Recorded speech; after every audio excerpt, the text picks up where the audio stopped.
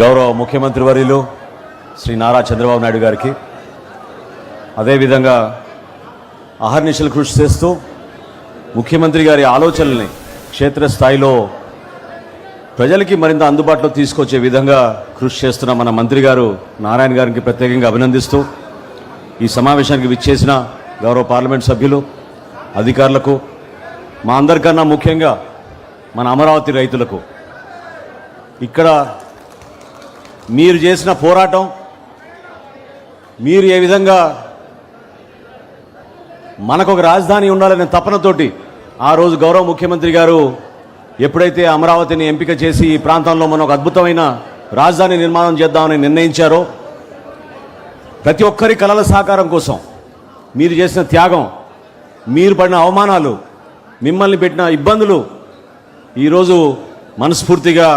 మన గుండెలు నింపే విధంగా ఒక సంతోషంతో చేస్తున్న కార్యక్రమం ఇది.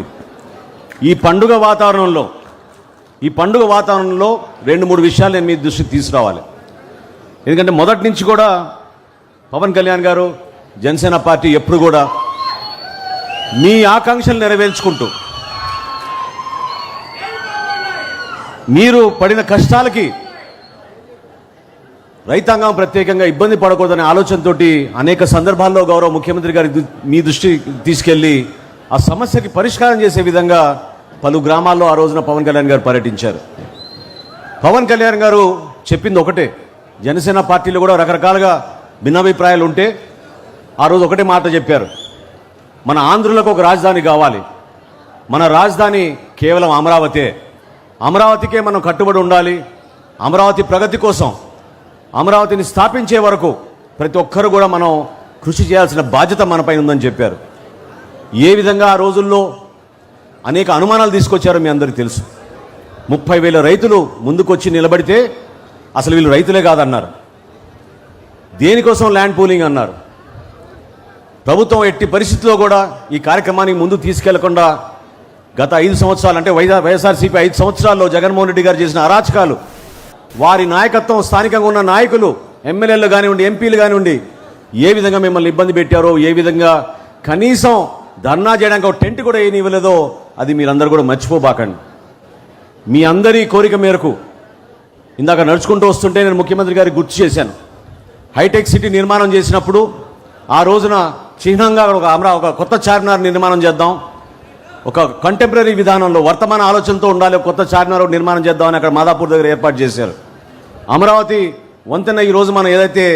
మెయిన్ మన సీడ్ యాక్సెస్ రోడ్కి మనం ప్రయాణం ప్రశాంతంగా జరిగే విధంగా ఏర్పాటు చేసుకున్నామో, ఆ సందర్భాన్ని నేను గుర్తు చేస్తే ఇది ఒక చిన్న బేబీ స్టెప్ లాగా మనం భావించాలి. హంబుల్ బిగినింగ్ అనే పదం నేను వాడితే ముఖ్యమంత్రి గారు నన్ను కరెక్ట్ చేసి, హంబుల్ బిగినింగ్ కాదు, ఇది ఖచ్చితంగా ఒక గ్రాండ్ విజన్, ఇది మన అమరావతికి.